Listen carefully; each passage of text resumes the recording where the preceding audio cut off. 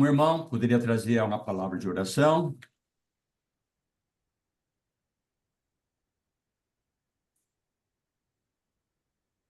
Pai amado, Amém. nesta manhã, em nome do teu Filho Jesus Cristo, nosso Senhor, Amém, Senhor. nós nos achegamos a ti, Senhor, porque nós sabemos que tu tens palavras de vida eterna. E Amém. é disso que nós precisamos. Nesta Aleluia. manhã, nós abrimos nosso ser a ti. Venha, Senhor, a tirar todo tipo de véu, todo tipo Amém. de coisa do nosso coração, para que assim possamos receber, absorver, beber e comer da tua palavra. Venha Amém. nos ensinar, Senhor, Aleluia. aquilo que veio do teu coração. Nós Amém, precisamos Senhor. de ti. Nós Amém. abrimos a ti o nosso ser, em Amém. nome de Cristo. Amém. Amém. Amém. Amém. Aleluia, irmão. Irmãos, uma recapitulação brevíssima daquilo que nós vimos na quinta-feira, só para estabelecer a ligação. O que que nós vimos lá? Hebreus 12, né? Que nós temos grande nuvem de testemunhas, e essas testemunhas, né, nós demos um destaque, o que elas representam para nós, é importante ter essa percepção. E aí, corramos com perseverança a carreira que nos está proposta. Então, nós focamos nisso. Nós temos uma carreira, todos nós, e a forma como fazemos essa carreira é que faz diferença. Especialmente naquele ponto, né? Nós precisamos saber como, né? Para onde estamos indo e quem é que está nos direcionando nessa carreira. Então, isso é fundamental. Aí, o que que nós vimos em relação a essas testemunhas? Essas testemunhas são os vencedores, que está no capítulo 11, que é a sequência o 12 é a sequência do 11, estão interligados, são os vencedores da antiga aliança, porque eles tinham uma esperança que norteava a vida deles. Só que eles são a minoria, nós vimos isso, né, de uma forma bastante clara, eles são a minoria. A grande maioria estavam debaixo da mesma condição, lembra 1 Coríntios capítulo 10, que nós vimos lá, porque todos estavam debaixo da nuvem, porque todos passaram pelo mar, porque todos experimentaram isso, porque todos eles estavam em igual condição, mas quem é que alcança aquilo que Deus tem por objetivo através de todo aquele trabalhar dele? É uma minoria. Espero, né, que cada um de nós estejamos nessa minoria de vencedores. Mas para isso, nós precisamos saber Amém. como nos posicionar, né? Então, nós vimos, em 1 Coríntios capítulo 10, nós vimos o quê? Todas essas coisas foram escritas para nosso exemplo, como exemplo, melhor dizendo, como exemplo para nós. E depois, mais para frente, fala assim, para a advertência nossa sobre quem os fins dos tempos estão chegados. Então, tudo isso, irmãos, é para nós. Nada daquilo que foi escrito é perdido. Então, o que que nós vamos fazer, irmãos? Nós vamos resgatar essa simbologia do Antigo Testamento e trazer lições para nós, então nós vamos entrar nesse aspecto. Lembrando mais um ponto. O que que ocorreu com o povo? O que que impediu o povo de chegar na condição de vencedores, como essas testemunhas que está aqui em Hebreus capítulo 11 e 12? O que que é que impediu? Nós vimos também rebeldia, idolatria, e vemos o quê? A interferência do falso profeta, aquele que está trazendo referenciais distorcidos. Nós vimos isso em Isaías 30, em Jeremias 23, em Ezequiel 12, que estão perturbando o caminhar, tirando do foco aqueles que devem estar sendo conduzidos, né, pelo autor e consumador da fé, que é para nós hoje, para eles lá também eram. Então, vou pegar só um versículo que mostra isso, só para simbolizar tudo aquilo que nós vimos com detalhe. Foram inúmeros versículos, né? Isaías capítulo 29, verso 13. Né? Veja bem, o que que diz lá? Isaías 29:13. O Senhor disse: visto que este povo se aproxima de mim com sua boca e com seus lábios me honram, mas o seu coração está longe de mim.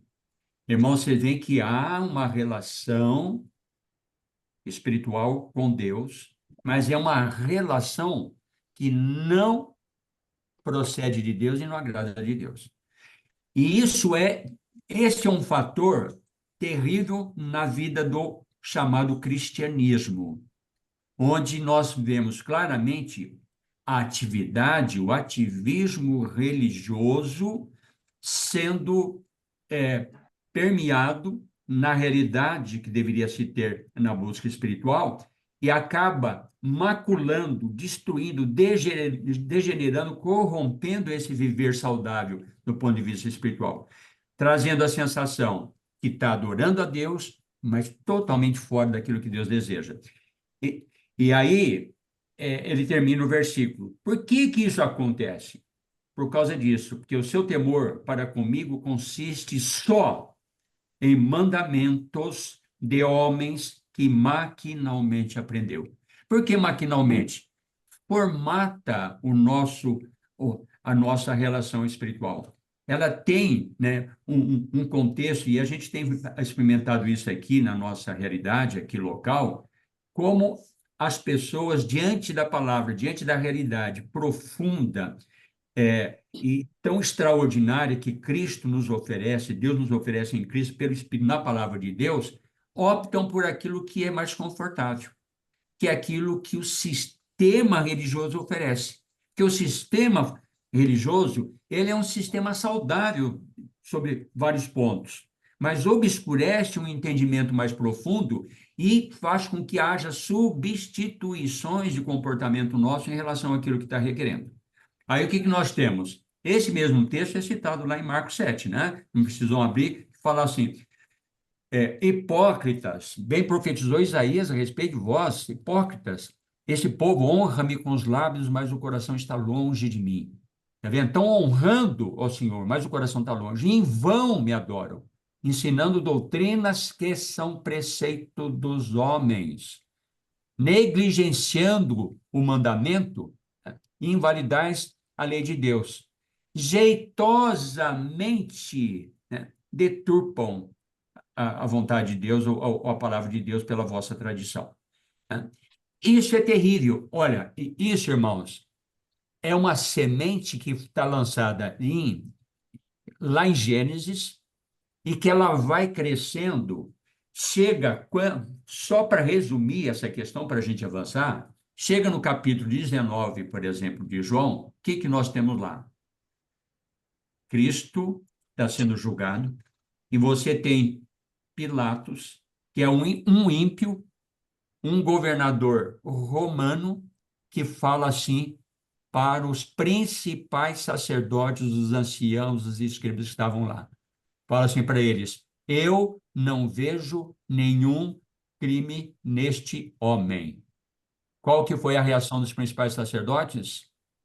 Crucifica-o. Crucifica-o. Daí Pilatos fala para ele: façam vocês isso. Né? Querem matar? Matem você. Daí eles, qual que é a resposta dos principais sacerdotes? Temos uma lei. Que lei que é essa? É a antiga aliança, irmãos. Né? É a lei de Moisés, não é uma lei particular deles, não é a lei que eles seguiam. Né? Temos uma lei, e de acordo com essa lei, esse homem tem que morrer. Vocês percebem que quando a doutrina do homem, a tradição do homem, permeia o nosso coração, perdemos totalmente a percepção da realidade, a ponto, como falou ali em Atos, acho que é o capítulo 3, se não me engano, vós matastes o autor da vida. Olha que situação. Então, irmãos, isso corrói, né?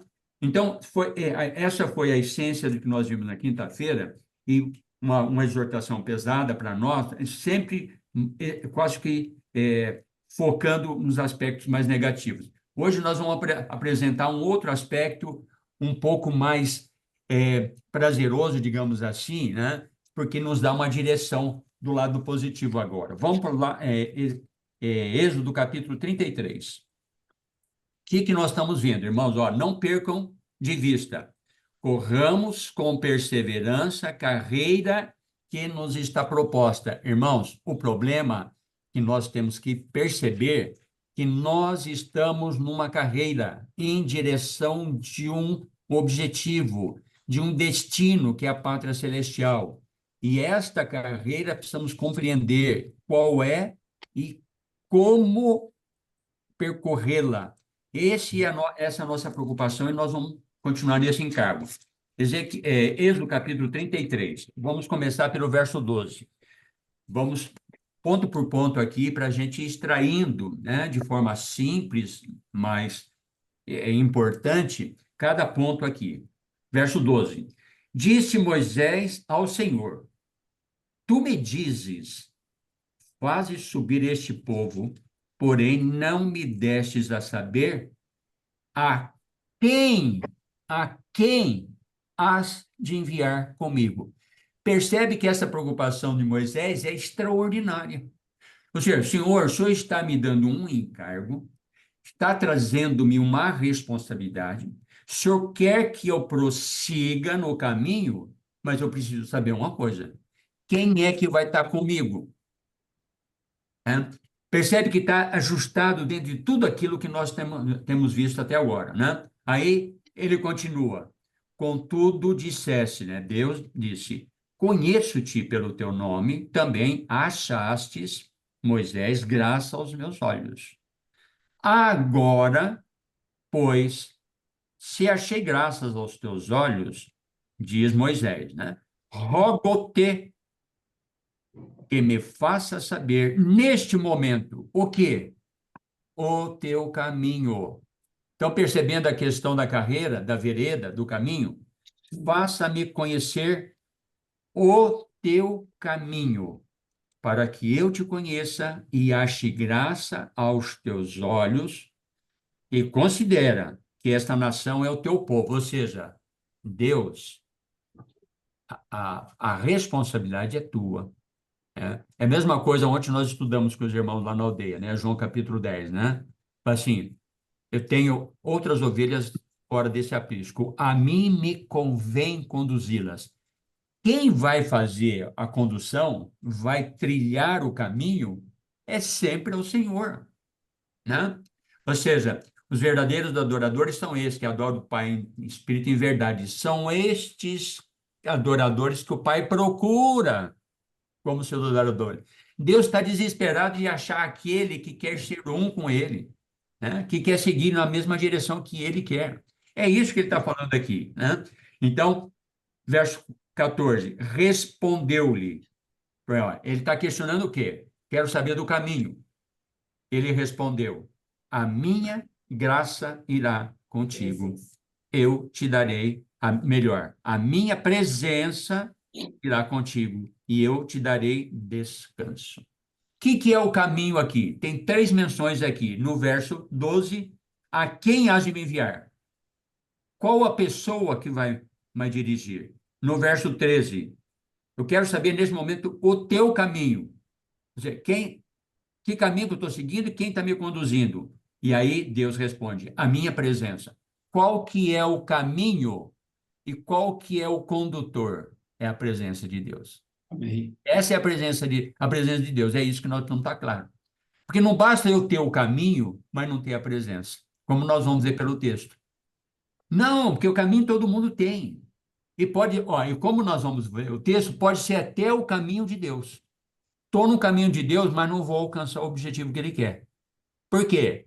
Porque vai haver interferências da minha parte, isso que nós precisamos ficar atentos. Continuando então, verso 15. Então lhe disse Moisés: se a tua presença não vai comigo, não nos faça subir desse lugar. Irmãos, isso é determinante para nós. Amém. Ou seja, se eu não tenho a garantia de que quem está fazendo o que é necessário fazer, se não for Deus, eu tenho que parar. Eu não posso avançar, mesmo que me pareça claro a direção que eu queira ir. tem que ser pelo Senhor, né? Se nós estamos aqui compartilhando a palavra, se eu não tenho a garantia no meu coração de que quem está providenciando isso e está proporcionando isso é o próprio Espírito Santo, é o próprio Senhor Jesus Cristo, pela palavra dele, é melhor não fazer, né? Esse sentimento tem que permear o nosso ser. Nós não podemos fazer as coisas, senão nós vamos entrar no princípio de Caim e de Saul, né? Vamos sacrificar, né? Não importa se vai obedecer ou não, o importante é sacrificar. Verso 16. Pois como se há de saber que achamos graças aos teus olhos, eu e o teu povo, não é porventura em andares conosco? Tá? Não é eu andar nele apenas, ele andar comigo. Porque o meu andar com ele, ele pode ser, é, ele pode produzir uma situação que me engane, né? Não, eu estou seguindo, né, seguindo Cristo. Mas será que Cristo está aprovando, né? Eu posso estar fazendo para ele, mas será que eu estou fazendo da forma dele? Esse é o sentido aqui, né? De maneira que somos separados, eu e o teu povo, de todos os povos da terra. Vamos passar para um outro texto, cada um deles, irmãos, vai estar colaborando, vai contribuir com a nossa percepção sobre esse caminhar. Números capítulo 9 agora. Números capítulo 9. Sempre está aí. Corramos com perseverança a carreira que nos está proposta. Vemos aqui que caminho que Moisés queria trilhar e de que forma e em quem especialmente. Capítulo 9, versículo 15. Vamos ter por pano de fundo, os irmãos não precisam abrir, eu vou fazer uma leitura rápida só para estabelecer a referência bíblica na Nova Aliança para entendermos mais adequadamente esse texto aqui. 1 Coríntios, capítulo 10, verso 1 a 4, diz assim: Ora, irmãos, não quero que ignoreis que nossos pais estiveram todos sobre a nuvem, olha, a nuvem, e todos passaram pelo mar, todos, tendo sido todos batizados, assim na nuvem como no mar, com respeito a Moisés, todos eles comeram de um só manjar espiritual e beberam da mesma fonte espiritual, porque bebiam de uma pedra espiritual que o seguia, e a pedra era Cristo.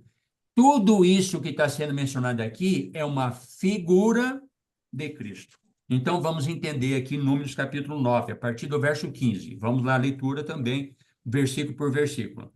Verso 15.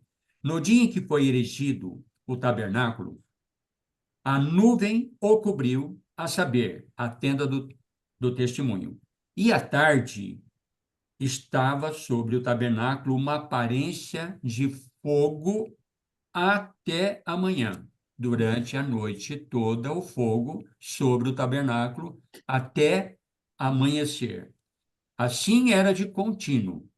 A nuvem o cobria de dia e de noite havia aparência de fogo. Quando a nuvem, lembra, a questão da nuvem aqui, quem que é essa nuvem? Cristo, Cristo. tá? Então, Cristo está ali, né? De manhã, à noite, de dia. À noite, de dia. Agora veja bem, verso 17. Quando a nuvem, Cristo, se erguia de sobre a tenda, os filhos de Israel se punham em marcha. Por que que eles se punham em marcha? Porque eles se punham a caminhar, a prosseguir na vereda, no caminho. Porque a nuvem se levantava. Porque Cristo sinalizava, fazendo aplicação, né, da realidade que está na nova aliança. Os filhos de Israel se punham em marcha. E no lugar, no lugar onde a nuvem parava, aí os filhos de Israel se acampavam. Vocês perceberam? Cristo vai adiante, para num determinado momento. Ali você tem o quê? Uma etapa da jornada. O que que eu tenho que fazer? Ah, vou em frente. Geralmente nós temos esse sentimento. Não, tem que parar ali. Hã? De Verso seguinte. condução, né? Exatamente, né? Tem que perceber isso, irmãos, né? O trabalhar de Deus, o caminhar, o dirigir de Deus, especialmente. Verso 18. Esse é um ponto fundamental, irmãos. Segundo o mandado do Senhor, os filhos de Israel partiam e, segundo o mandado do Senhor, se acampavam. Tá vendo? O partir e o acampar estava condicionado ao estabelecimento que Deus estava fazendo e dessa forma tão sutil, né? Visível, mas sutil. Hoje conosco é a mesma coisa. Daí vai dizer, por todo o tempo em que a nuvem pairava sobre o tabernáculo, permaneciam acampados. Quando a nuvem se detinha, muitos dias sobre o tabernáculo, então os filhos de Israel cumpriam a ordem do Senhor e não partiam. Muitos dias. Poderia haver ali uma sensação, um sentimento. Irmãos, a jornada é longa. Já faz tempo que nós estamos parados aqui. Vão em frente. Não é assim que nós pensamos, agimos e sentimos, irmão? Né? Mas não podiam fazer isso. Não partiam. Por quê? Porque não havia a ordem, o mandado do Senhor. Prosseguindo o texto, verso 20. Às vezes, a nuvem ficava poucos dias sobre o tabernáculo. Então, segundo o mandado do Senhor, permaneciam. E segundo a ordem do Senhor, partiam. Está vendo a ênfase? Qual que é o foco aqui? É o mandado do Senhor.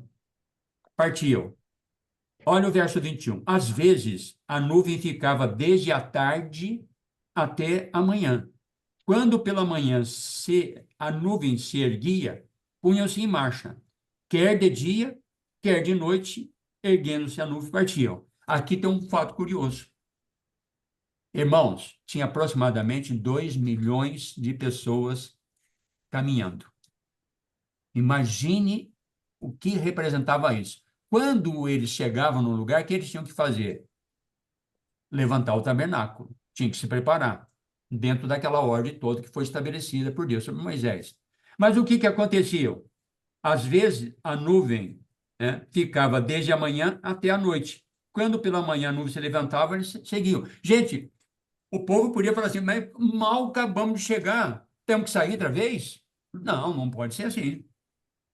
Né? Já nem deu tempo para descansar, nem deu tempo para organizar aqui, né? As panelas para comida aqui, e já tem que levantar? Não, Acabou de montar, agora tem que desmontar tudo de novo. desmontar, pega a mala aí, Gente, tem que vamos lavar a se... roupa, gente. Né? Segue em frente, né? Então, partiu. Verso 22. Se a nuvem se detinha sobre o tabernáculo por 2 dias, um mês, ou por mais tempo, enquanto pairava sobre ele, os filhos de Israel permaneciam acampados e não se punham em marcha. Erguendo-se ela, partiam. Agora é o contrário. Ficava uma semana, 10 dias, um mês, 2 meses, 3 meses, 6 meses, e nada de se movimentar. Falei, gente, não aguento mais esse lugar aqui, né? Eu estou aqui em Guatemi faz 28 anos tentando mudar daqui e não acontece nada. Não dá, eu mesmo vou decidir sobre essa questão. Tá? Então, é impressionante o que Deus está fazendo conosco, irmão. Então, o ponto que nós aprendemos aqui, irmãos, com relação ao como, quando, onde, é algo incerto para mim. Ou seja, como vai ser? Quando isso vai acontecer? E para onde eu estou indo? Isso para mim é indefinido, é incerto. Mas há uma coisa definida, uma coisa determinada. É segundo o mandado do Senhor. Só que isso é sutil. Aleluia. Porque a manifestação do Senhor, ela não vem de maneira clara, é só para quem está atento na iluminação e revelação do Espírito Santo pela palavra para poder perceber. E conhecer as circunstâncias, porque todas as coisas cooperam para o bem daqueles amados de Deus. Precisamos entender o trabalhar de Deus e sempre como referência a palavra, como nós vamos ver mais para frente sobre isso aí. Vamos aqui para Números mesmo, só que agora no capítulo 10. Veja o que acontece aqui. Eu vou escolher alguns poucos versículos aqui, para não pegar o contexto todo. 10, Números 10, a partir do versículo 33. Partiram, pois, do monte do Senhor, que é o Monte Moriá, não, é o Monte Sinai, caminho de 3 dias. Ó, 3 dias, caminho de 3 dias. Irmãos, essa expressão 3 dias, ela é simbólica e recorrente na Antiga Aliança. Tem inúmeras citações, claro que fazendo uma referência de que Deus tem, para levantar a vitória absoluta, ele tem 3 dias, né, entre a morte e a ressurreição, né? Então, essa é uma referência. Pode ver que sempre que ela aparece, ela tem um significado simbólico muito importante. Em todas as situações, nós vamos mencionar aqui nas passagens do texto alguns dos muitos casos. 3 dias. E a arca da aliança do Senhor, o que é a arca? O que representa figuradamente a arca do Senhor? Presença de Deus, né? Presença de Deus, que é Cristo, né? Ninguém jamais viu a Deus, mas o Deus unigênito manifestou. Ali tem a manifestação de Deus, ali, da glória de Deus. Amém. Né? Então, os querubins lá em cima, e a gente sabe perfeitamente, lá que estava as tábuas da lei, o maná e a vara de Arão ali dentro, né? Todas elas simbólicas, cada um com um aspecto, mostrando a presença de Deus ali em Cristo Jesus, a arca. Ó, a arca do Senhor ia diante deles, caminho de 3 dias, para lhes deparar lugar de descanso. Quem vai me levar até o descanso é Cristo. Lembra lá que nós estudamos sobre o descanso de Deus em Hebreus? Sim. Claramente, né? Até aquela questão do sábado, né? E o descanso, esse é o descanso verdadeiro, né? Então, é ele que depara o descanso, né? Vinde a mim, todos vós estáis cansados, sobrecarregados, eu vos aliviarei e achareis descanso para as vossas almas, né? Nós usamos esse versículo junto com, acho que com Isaías, né? Quinta-feira passada. Aí, ó, verso 34. A nuvem do Senhor pairava sobre eles, de dia, quando partiam do raial.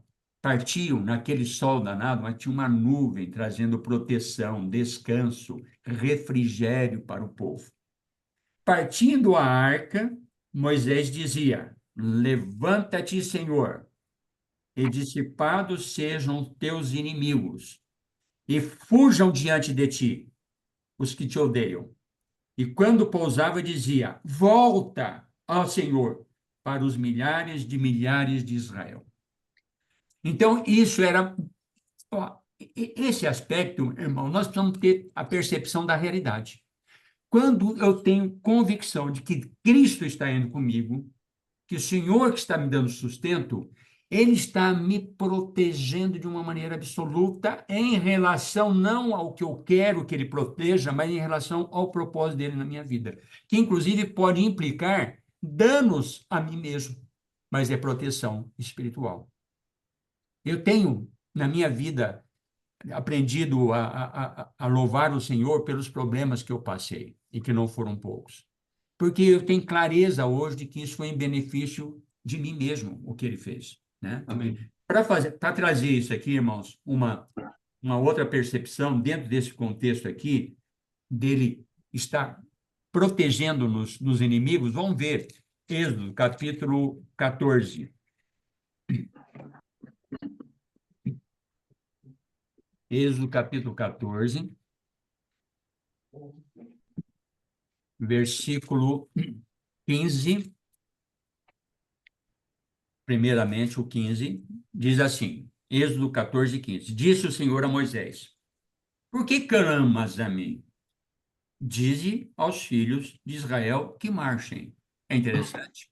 Ou seja, Moisés, você não tem que ficar clamando a mim. Simplesmente atender o que estou falando. O que eu estou falando para vocês? Marchem. Não importa o que está acontecendo, eu estou falando para vocês, sigam em frente, né? E qual que é a situação deles lá? Eles estão cercados pelos exércitos do Egito. E diante deles tem o quê? Tem o mar. Atrás deles tem o exército. E agora? O que nós vamos fazer? Moisés, não reclame. Prossiga. né? Aí vocês conhecem toda a história, abriu o Mar Vermelho, etc. Vamos passar para o versículo 19 e 20, só para nós concentrarmos e ir ganhando tempo, que os irmãos conhecem o contexto. Verso 19. Então, o anjo de Deus que ia adiante do exército de Israel, por quê? O anjo estava prosseguindo na frente e toda a multidão atrás. E estavam seguindo, indo para frente. Chegou num ponto que tiveram que parar. Tinha o Mar Vermelho, né? Então, aí o anjo ia adiante do exército de Israel. Se retirou e passou para atrás deles. Também a coluna de nuvem, ó, a coluna de nuvem, se retirou diante deles e se pôs atrás dele. Por quê? Porque nesse momento, o que importa não é o que está à frente, mas o que está na retaguarda. Que o inimigo está nas costas. E aí, o Senhor é que toma o posicionamento de trazer o livramento necessário para cada um de nós, naquela circunstância que eu não estou tendo percepção de que solução haverá para aquele momento. Né? Seja obrigado, né, irmão? Que o Senhor está Amém. sempre à Muito bom. frente de tudo, né? E toda ação é dele. Toda ação é dele. Né? Verso 20, ó. E ia entre o campo dos egípcios e o campo de Israel. Ó, a nuvem era escuridade para aqueles egípcios e para estes, povo de Israel, esclarecia a noite. Né? Provavelmente estão passando ali durante a noite, né?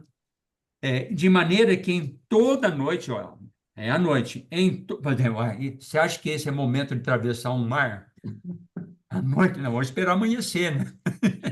Ó, É tudo contra aquilo que é racional para nós, né? tudo, não, tudo contra. Ó, de maneira que em toda noite, este e aqueles não puderam se aproximar.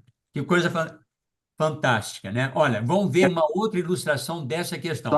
Cláudio. Só rapidamente, tem o 21, fala assim, passaram por terra seca, né? Normalmente, quando tira a água do rio, tem um lamaço, Ah, né? tem a lama, é verdade, Cláudio, bem lembrado. Vamos para Isaías 52. Isaías 52.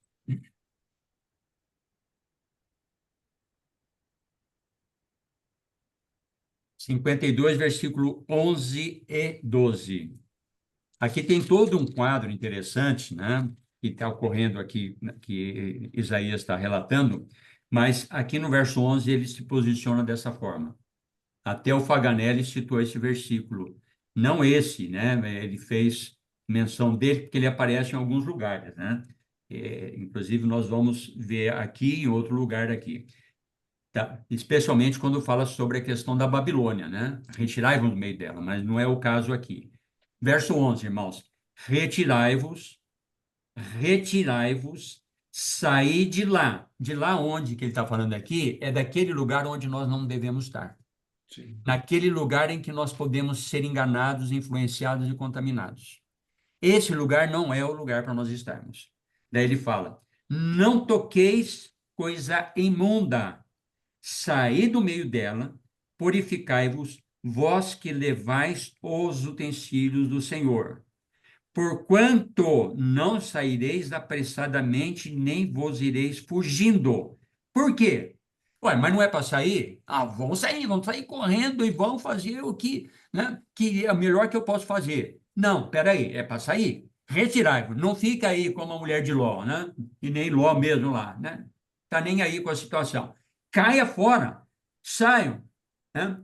Mas é para sair de como? De que forma Deus quer? Como que ele fala? Porque o Senhor irá adiante de vós e o Deus de Israel será a vossa retaguarda.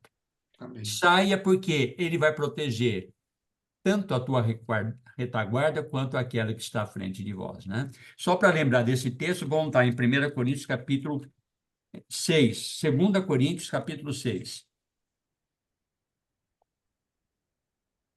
Estou fazendo menção aqui dessa referência, porque está relacionada ao que é que está sendo exortado a nós. Vamos ler rapidamente o versículo 14 até o versículo 7:1. Diz assim, 2 Coríntios 6, 14, 7:1. Não vos ponhais em julgo desigual com os incrédulos, porquanto que sociedade pode haver entre a justiça e a iniquidade, ou que comunhão da luz com as trevas, que harmonia entre Cristo e o maligno, ou que união entre o crente e o incrédulo, que ligação entre o santuário de Deus e os ídolos, porque nós somos santuário de Deus vivente. Como ele próprio disse, habitarei e andarei entre eles, serei o seu Deus e eles serão meu povo. Por isso, retirai-vos do meio deles, separai-vos, diz o Senhor, não toqueis em coisas impuras, e eu vos recebereis, se atenderdes essas condições. Serei o vosso pai, e vós sereis para mim filhos e filhas, diz o Senhor Todo-Poderoso. Tendo, pois, ó amados, tais promessas, purifiquemo-nos de toda impureza, tanto da carne, também como do espírito, aperfeiçoando a nossa santidade, sem a qual ninguém verá o Senhor no temor de Deus. Vamos passar para um outro ponto, irmãos. Vamos lá para Josué, capítulo 3. Um outro aspecto dessa jornada, dessa vereda, desse caminhar, desse prosseguir, e como é que isso está ocorrendo, como que Deus está nos levando nesse deserto aí. Josué, capítulo 3, a partir do versículo 1. Vocês sabem o que aconteceu aqui. Entraram na terra prometida, né? Foi enviado os espias, né? Os 2 espias lá, que encontraram com Raabe, etc., etc., e agora eles estão para atravessar o Rio Jordão, né? Então, aí tem o relato, olha só.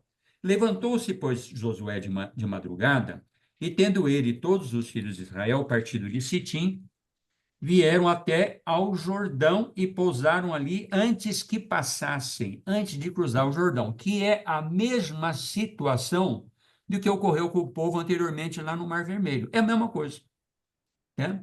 Isso até é aqui para reforçar o ministério substituto que Deus estabeleceu de Moisés a Josué, dando-lhes os mesmos poderes, e aqui fica evidente que Deus estava com Josué. Daí, verso 2, sucedeu, olha só, ao fim de 3 dias. Por que não é 4 e não é 2, uma semana? É interessante isso aí. Não está por acaso, irmãos, essas coisas, né? Sucedeu ao fim de 3 dias que os oficiais passaram pelo meio do arraial e ordenaram ao povo, dizendo: olha só, quando virdes a arca, está vendo a questão da arca? Quando virdes Cristo, a arca da aliança do Senhor vosso Deus, e que os levitas sacerdote a levam, partireis também do vosso lugar e a seguireis, seguir a arca, que vai atravessar o Jordão. Contudo, é aí depois até que passa do Jordão, né, tem esse estabelecimento também. Contudo, olha só, haja a distância de cerca de 2.000 côvados, que corresponde mais ou menos 1 quilômetro, né, 1.000 metros, entre vós e ela. Ó, interessante. A arca está indo, mas, ó, atentem. Tem que haver uma distância. A arca está lá, vocês vão aproximadamente 1.000 metros antes. Para quê? Por quê? Que história é essa, né? Ó, não vos achegueis a ela para que conheçais o caminho pelo qual haveis de ir, visto que por tal caminho nunca passastes antes. O que significa isso, irmãos? Significa o mover de Deus. Deus está indo na vereda, né? Está prosseguindo a carreira, o caminhar. E eu estou ali, mas eu estou impaciente, né? Por quê? Porque eu tenho que ficar com os olhos postos em Cristo. Mas isso incomoda, porque isso me impede de ir na velocidade ou na vagareza do meu sentimento. Então, isso incomoda. Mas eu não posso ir. Por que razão? É interessante como é colocado aqui, para que conheçais o caminho. Sabe por quê? Porque se eu chego até onde a arca está, para mim o caminho é conhecido. Se é conhecido até aqui, eu posso avançar. Ou seja, eu me sinto seguro. Mas ele fala assim, ó, pelo que haveis de ir, visto que por tal caminho nunca passastes antes. eu acho que essa circunstância, que foi parecida com uma outra circunstância que eu passei, me dá a garantia e me dá a sustentação de que vai ser dessa forma. Lembra lá, acho que até aqui mesmo em Josué, né, que acontece lá, que eles derrotam Jericó, ficam o quê? Cheio de si. Aí eles querem lutar contra Ai. Aí, não, deixe conosco, eu vou lá. Não, não vá. Não vá, porque o Senhor não vai ser convosco. O que eles foram? Não, mas nós vencemos essa batalha contra Jericó, né? Cheio de muralhas. Essa fortaleza, nós não vamos vencer em Ai? Tranquilo, mas vê o resultado que acontece lá. Quebraram a cara. Por quê? Porque a arca não estava indo favoráveis a ele. Então, para nós, esse é o sentido. Eu nunca posso ir se eu não estou vendo Cristo prosseguir. E nós vamos ver o que significa, em prática, ver esse. Porque senão, irmão, fica muito subjetivo para nós. Né? Fica alguma com cada um vê do jeito que quer. Hã? Ou seja, não, eu tenho certeza que Cristo está me mandando aqui. Na outra, eu estou vendo, mas para mim é no sentido contrário. Como é que isso fica definido para nós, né? Vamos prosseguir, então. Aí nós temos uma outra situação agora que vai ilustrar essa questão de uma maneira tão preciosa. Segunda Crônicas, capítulo 20. Segunda Crônicas, capítulo 20. Versículo de 3 a 6. Aqui, Josafá está em luta contra Moabe, né? E é interessante, Josafá foi um dos grandes reis de Israel. E ele está ali naquela situação, e no verso 2 do capítulo 20 fala assim, ó, então vieram alguns que avisaram a Josafá, dizendo, grande multidão vem contra ti da além do mar e da Síria, e eis que já estão em Hazazon Tamar, que é em Gedi. Olha só que situação interessante, que é muito prática para nós. O Cláudio gosta muito dessa passagem, ele sempre está usando. Verso 3. Então Josafá falou o quê? Deixa comigo. Afinal de contas, eu sei, ó, o exército que eu tenho, eu sei que para mim né, vai ser tranquilo resolver essa questão. Ó, então Josafá teve medo. Né? Vê se nós temos essa reação, né? Recuar diante de certas circunstâncias. Mas olha o que ele faz. Teve medo e se pôs a buscar o Senhor. Olha aí, ó. Ó, onde que estão os olhos? Corramos a carreira olhando firmemente para o autor e consumador da fé. A buscar o Senhor e apregoou jejum em todo Judá. Judá se congregou para pedir socorro ao Senhor. Também de todas as cidades de Judá veio gente para buscar ao Senhor. Pôs-se Josafé em pé na congregação de Judá e de Jerusalém, na casa do Senhor, diante do pátio novo. E disse: Senhor, Deus de nossos pais, porventura não és tu Deus nos céus? Não és tu que dominas sobre todos os reinos dos povos? Na tua mão está a força e o poder, e não há quem te possa resistir. Aí eu vou pulando todo o histórico aqui para a gente focar naquele ponto principal. Verso 12 vai nos dizer assim: nosso Deus, acaso não executará tu o teu julgamento contra eles? Porque em nós não há força para resistirmos a essa grande multidão que vem contra nós, e não sabemos o que fazer. Estamos perdidos. O que ele falou? Não sabemos o que fazer, porém, os nossos olhos estão postos em ti. Amém. Está vendo? O meu olho está posto onde? Aí não importa a circunstância. É a mesma coisa do acampamento de Israel. Todas as tribos tinham que se armar naquela ordem estabelecida por Deus a Moisés, todas voltadas para o centro do arraial onde estava o tabernáculo, a tenda do Senhor, onde estava a arca, de costa para o inimigo. Porque o que importava para eles Porque quem ia dar alerta e quem ia se manifestar é o que estava para quem ele estava olhando. É a mesma coisa da serpente do deserto, né? Que até eu brinquei com os irmãos. Onde está o poder? Não está na serpente lá. Está na serpente que representa Satanás, porque ela está lá matando. Ou seja, a serpente está presa lá, mas tá lá na haste, mas continua matando. Ou seja, ela não tem poder, porque o povo continua morrendo. Mas onde da solução? Simplesmente nisso, olhar. Aquele que para ela mirar, para que ela olhar, será salvo.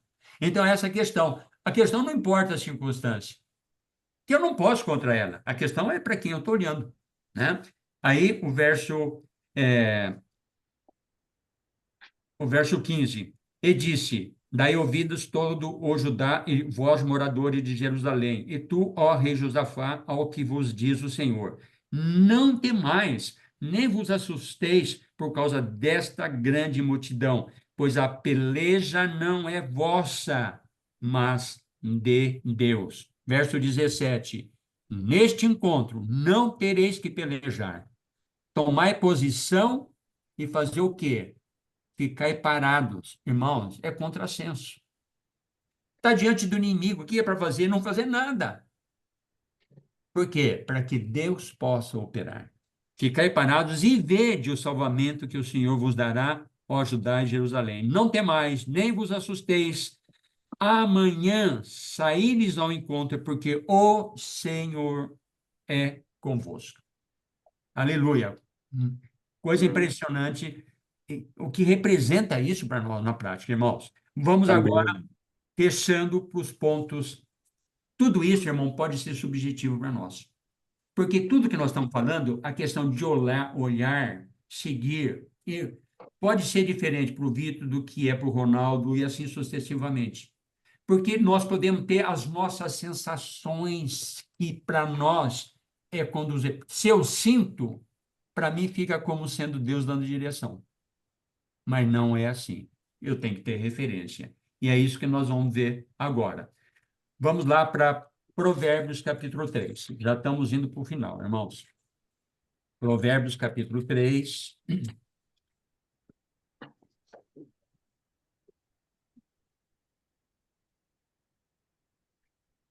Versículo 5 e 6. Provérbios 3, 5, 6. Diz assim: confia no Senhor de todo o teu coração e não te estribes, não te apoies no teu próprio entendimento, como eu considero a circunstância. Qual que é o meu próprio entendimento? Quais são as minhas racionalizações a respeito disso? Aí, o que eu tenho que fazer? Reconhece-o em todos os teus caminhos, em todas as tuas veredas, em toda a tua carreira. Reconhece-o. Você está vivendo nele, olhando para ele, reconhece que é ele que está seguindo teus passos. Agora, se nós vamos olhar para o caminho, como e onde, né, está acontecendo, né? Como, quando e onde está acontecendo aquele processo na minha vida, eu posso ser confundido. Não, a questão é que tem que reconhecer. Está dando tudo certo, está ótimo, é o Senhor. Está dando tudo errado, ótimo, é o Senhor. Né? Essa é a perspectiva, tem que reconhecer. Porque senão não adianta nada eu confiar no Senhor todo Senhor, né? Mas não reconhecer. Né? Eu levanto de manhã, Senhor, olha, esse dia pertence a Ti, conduz a minha vida. Passa uma hora, acontece alguma coisa negativa, eu começo a murmurar. O que eu estou dizendo? Não, a tua promessa de manhã não está sendo cumprida. Se eu não coloquei meu dia, eu comecei a ter problema. Por que o senhor está fazendo isso? Nós não falamos dessa forma, mas esse é o sentimento. Né? Aí ele vai continuar aqui, ó. Reconhece em todos os teus caminhos e ele endireitará as tuas veredas, que é caminho, são caminhos, é a carreira, é o prosseguir. É ele que vai endireitar. Endireitar em direção ao quê? Ao propósito dele. Verso 7, não seja sábio aos teus próprios olhos, teme ao Senhor e aparta-te do mal. Isso é muito, muito importante, esse verso 7, viu, irmão?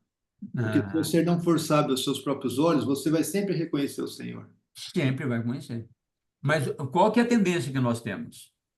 Né? Especialmente nós que temos o Senhor e que temos, de repente, um certo nível de conhecimento espiritual, um certo nível de experiências, passando por tanta coisa, eu já me acho em condições de enfrentar os problemas. Porque eu tenho referências, e muitas delas, experiências com o Senhor.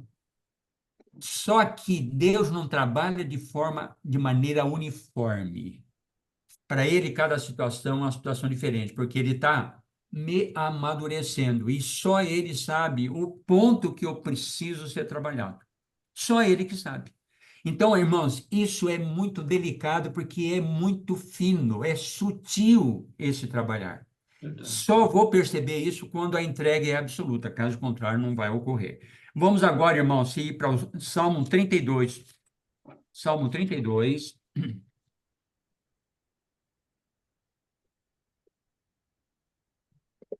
Salmo 32, versículo 8.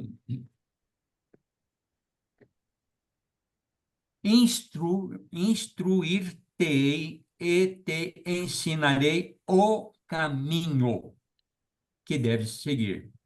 E sob as minhas vistas te darei conselho. Interessante. Ele me indica o caminho. Beleza, tranquilo. Agora eu sei para onde ir. Não. Tenho que estar ouvindo os conselhos do Senhor. Né? Porque no trilhar, não basta eu estar no caminho certo. Eu preciso da direção do Senhor. Que Porque coisa. se eu não estou na direção do Senhor, eu vou desvirtuar o caminho que aparentemente é correto, que Deus indicou. Então, é muito sutil isso, né? Vamos Tem agora que deixar para bem, tem que deixar bem claro na nossa mente que é sob as minhas vistas te darei conselho, né, irmão? isso. Esse é fundamental, né, Fagner? É absolutamente claro. Muito Salmo bom. 37, Salmo 37, versículo de três a 5. Diz assim: confia no Senhor e faz o bem.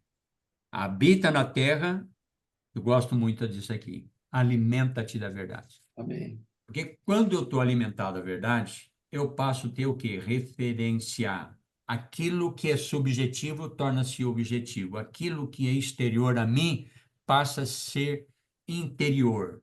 Aquilo que é uma, um desejo, ele passa a ser incorporado, sedimentado para dentro de mim. Ele passa a ser concreto. Verso 4. Alegra-te do Senhor e ele satisfarás, melhor, agrada-te do Senhor e ele satisfarás os desejos do teu coração. Se nós não tivermos cuidado aqui, nós vamos entender incorretamente esse versículo. Não vai achar que, senão, se eu me volto para Deus, os meus desejos, né, ou as minhas cobiças, vamos colocar dessa forma, vão ser atendidas. Não. Olha, pelo menos nessa versão está perfeito. Fala assim, agrada-te do Senhor. Não é agrada ao Senhor. Sim. É como se assim, se eu fizer algo para Deus, ele vai satisfazer os desejos do meu coração. É agrada-te do Senhor, ou seja, agrada-te do que o Senhor está fazendo na tua vida. Amém. Mas está dando tudo errado. Agrada dele, porque ele vai satisfazer os desejos do teu coração. Né? A mesma coisa lá de Filipenses capítulo 4, né? Que vai falar assim, é, como é que é lá? Ah, meu, Qual agora, endereço? Filipenses capítulo 4, versículo é, 4, né? Que fala, alegrai-vos no Senhor, outra vez digo, alegrai-vos. Alguém pode falar, mas como eu vou me alegrar? Só tenho coisa errada acontecendo na minha vida. Né? Eu estou doente, minha esposa está doente, eu estou cheio de dívida, perdi o emprego, não sei o quê. Como é que eu vou me alegrar no Senhor? Mas é aí que está o ponto. Alegra-se não em si mesmo, mas alegra-te no Senhor. Né? Daí, qual que é o resultado? É o verso 7. E a paz de Deus que excede a todo entendimento, porque não tem compreensão racional humana para essas coisas, né? Guardará o vosso coração e a vossa mente em Cristo Jesus. Esse aqui é o ponto, né? Vamos voltar lá para Salmo 37, o verso 4, então. Agrada-te do Senhor e ele satisfará os desejos do teu coração. E o que mais? Entrega o teu caminho. O caminho, a vereda, a carreira, né? Entrega o teu caminho ao Senhor. Confia nele e o mais, ele fará. Porque quem está preocupado em me conduzir em direção ao propósito dele é ele mesmo. E por que que eu não chego no propósito? Por causa das minhas interferências, né? E, finalmente, vamos para 2 textos, fechando isso aqui, que é onde nós temos que focar mais. Aí precisaríamos desdobrar esse texto, esse assunto, mas já é um assunto bastante abordado, né, pelos irmãos, e vamos só mencioná-lo. Salmo 119.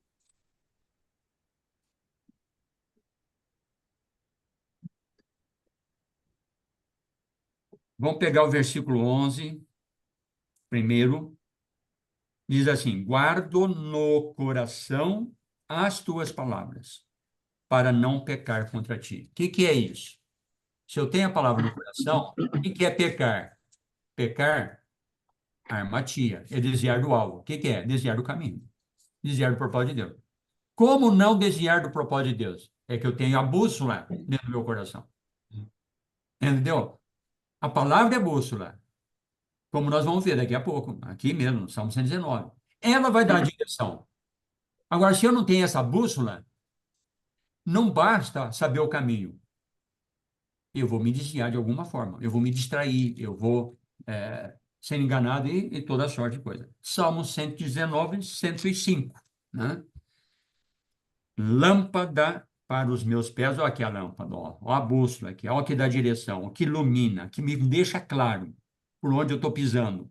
Lâmpada para os meus pés é a tua palavra e luz para os meus caminhos, para a minha vereda, para a minha carreira, né? E, finalmente, né? Eu sou o caminho. Eu sou o caminho. Ele não só indica o caminho, ele é o próprio caminho. Ele é a própria bússola. É ele que é o destino. E é ele que tem um propósito em tudo isso. Eu sou o caminho, a verdade e a vida. Ninguém vem ao Pai senão por mim. Amém. Aleluia. Que Deus nos abençoe. Amém, irmão. Aleluia pela palavra.